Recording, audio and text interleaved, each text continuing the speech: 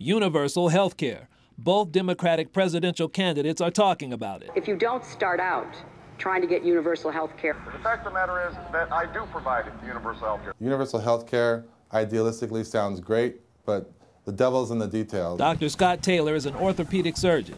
He's practiced medicine in Oakland and Berkeley for the past 17 years.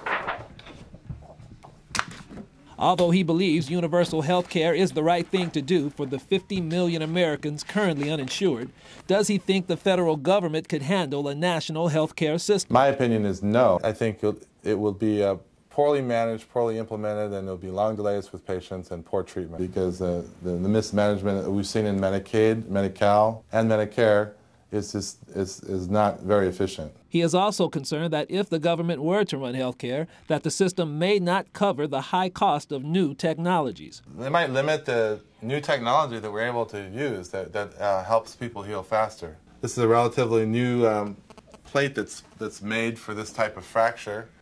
Things like this. In other cases, there might be bone stimulators that would speed up the healing of the fracture. All those might be cut with a universal health care plan.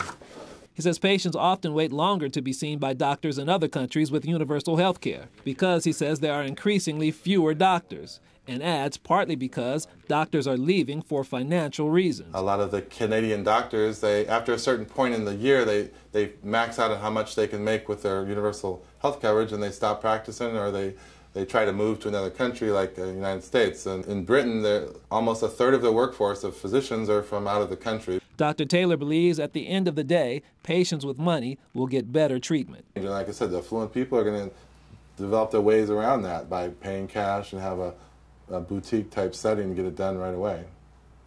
That's what's going to happen.